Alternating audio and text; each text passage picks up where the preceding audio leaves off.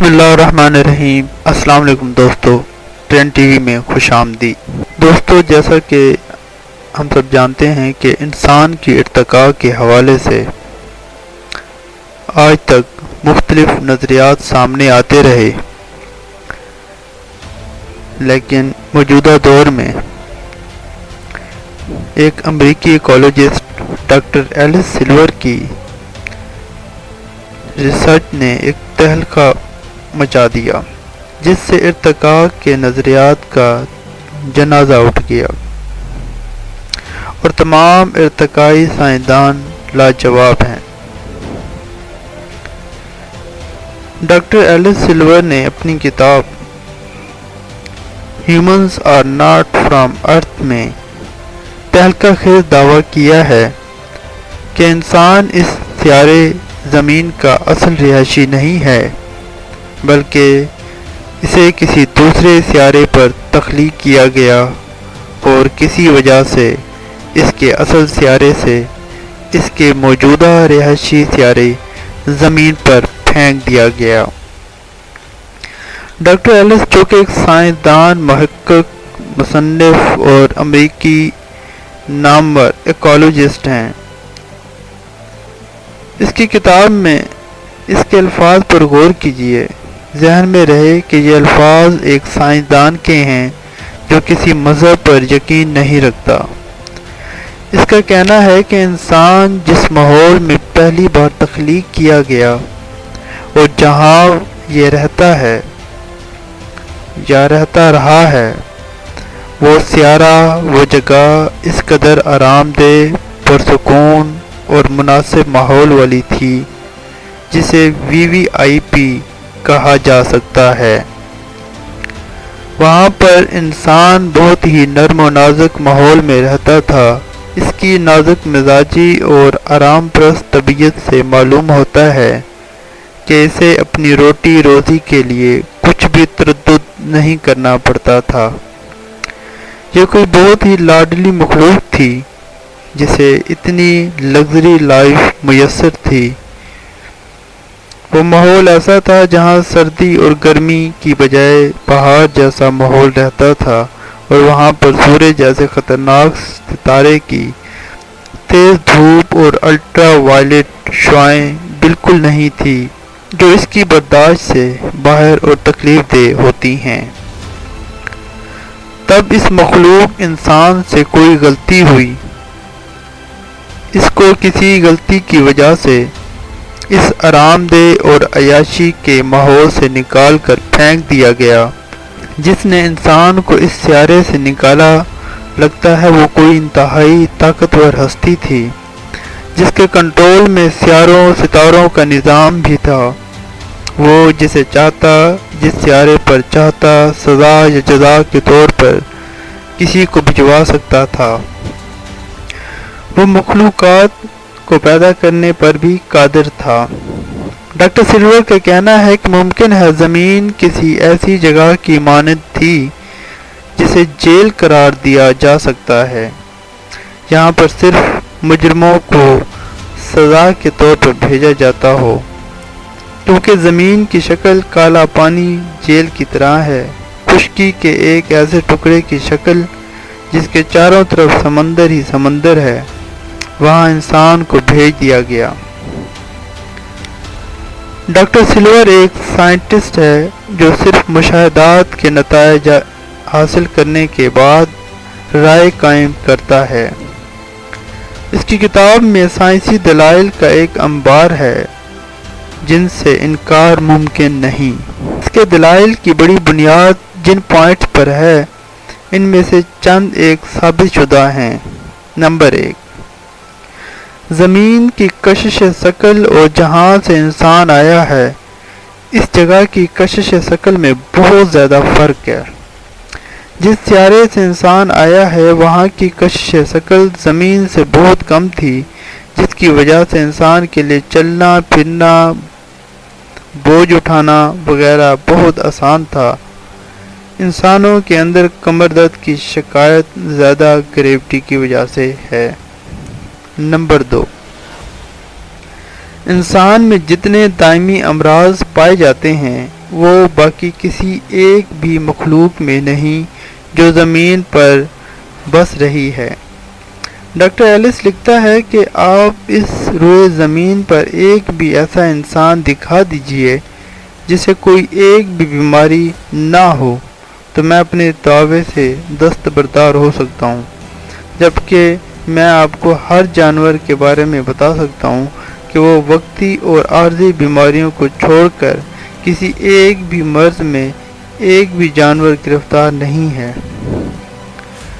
Number 3، ایک بھی انسان زیادہ دیر تک دھوپ میں بیٹھنا برداشت نہیں کر سکتا، بلکہ کچھ ہی دیر بعد اس کو چکر آنے لگتے ہیں اور سن سٹروک کا شکار ہو سکتا ہے، جبکہ جانوروں میں ایسا کوئی ایشو نہیں ہے۔ مہینوں دھوپ میں رہنے کے باوجود جانور نہ تو کسی جلدی بیماری کا شکار ہوتے ہیں اور نہ ہی کسی اور طرح کے مرض میں مبتلا ہوتے ہیں جس کا تعلق سورج کی تیز چھاؤں یا دھوپ سے ہو۔ نمبر 4، ہر انسان یہی محسوس کرتا ہے اور ہر وقت اس احساس میں رہتا ہے کہ اس کا گھر اس سیارے پر نہیں ہے۔ کبھی کبھی اس پر بلا وجہ ایسی اداسی طاری ہو جاتی ہے جیسی کسی پردیس میں رہنے والے پر ہوتی ہے، چاہے وہ بے شک اپنے گھر میں اپنے قریبی خونی رشتہ داروں کے پاس ہی کیوں نہ بیٹھا ہو۔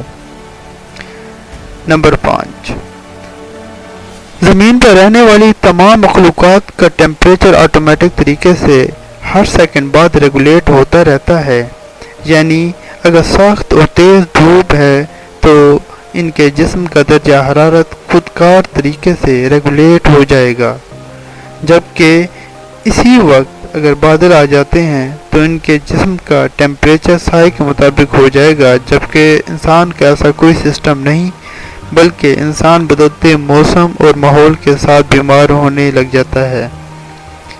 موسمی بخار کا لفظ صرف انسانوں میں ہے۔ نمبر 6، انسان اس سیارے پر پائے جانے والے دوسرے جانداروں سے بہت مختلف ہے۔ اس کا ڈی این اے اور جینز کی تعداد اس سیارے زمین پہ پائے جانے والے دوسرے جانداروں سے بہت مختلف اور بہت زیادہ ہے۔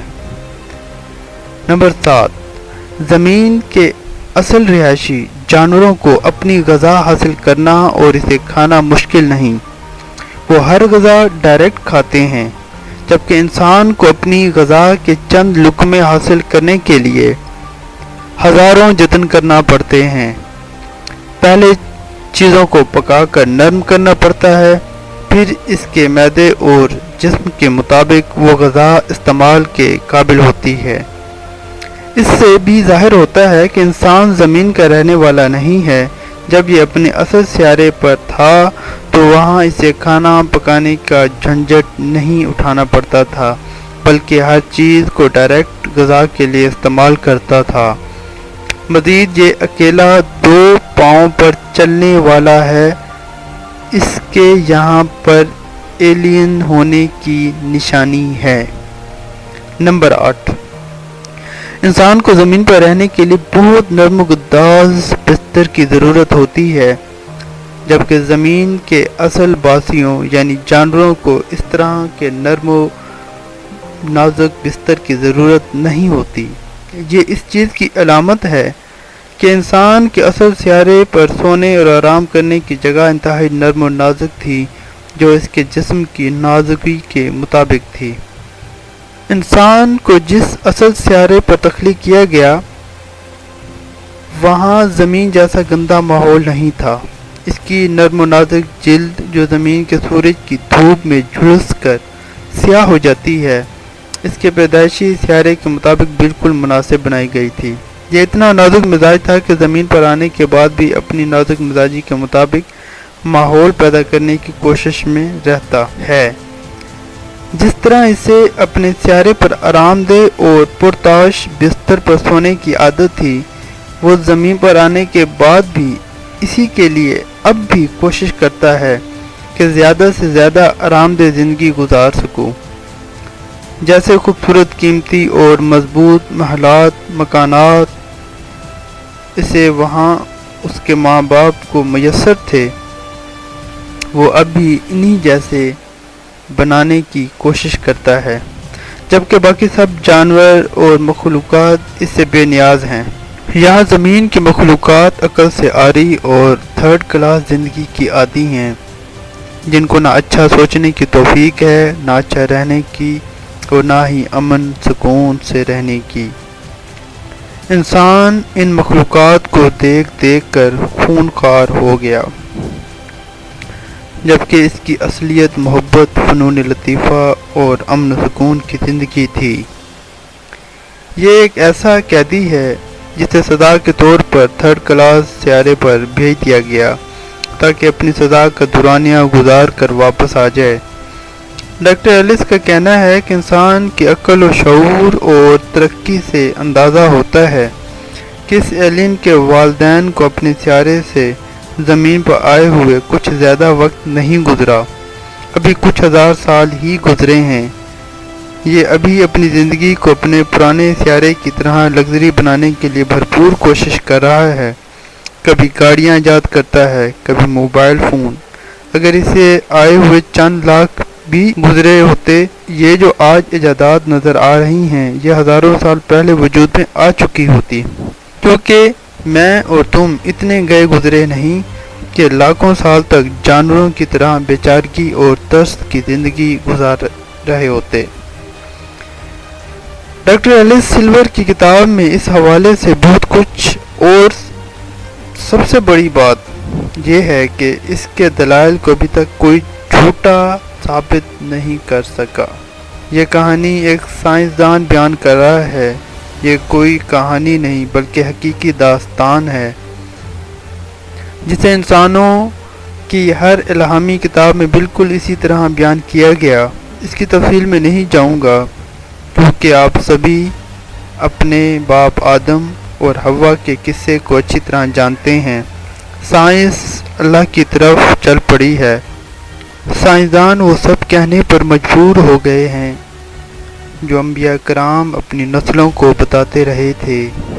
ارتقاء کے نظریات کا جنازہ اٹھ چکا ہے، اب انسانوں کی سوچ کی سمت درست ہو رہی ہے۔ یہ سیارہ ہمارا نہیں ہے، یہ میں نہیں کہتا، بلکہ پیارے آقا صلی اللہ علیہ وآلہ وسلم نے بے شمار بار بتا دیا تھا۔ اللہ پاک نے اپنی عظیم کتاب قرآن حکیم میں بھی بار بار لاتعداد مرتبہ یہی بتا دیا کہ اے انسانوں، یہ دنیا کی زندگی تمہاری آزمائش کی جگہ ہے، جہاں سے تم کو تمہارے اعمال کے مطابق سزا و جزا ملے گی۔ ایسی مزید تحقیقات سننے کے لیے اور ہماری حوصلہ افزائی کے لیے ہمارے چینل کو سبسکرائب کریں تاکہ ہم ایسی مزید تحقیقات آپ کے سامنے لا سکیں۔ چینل کو سبسکرائب کرنا، شیئر کرنا اور بیل آئیکن دبانا مت بھولیے گا۔ اللہ حافظ۔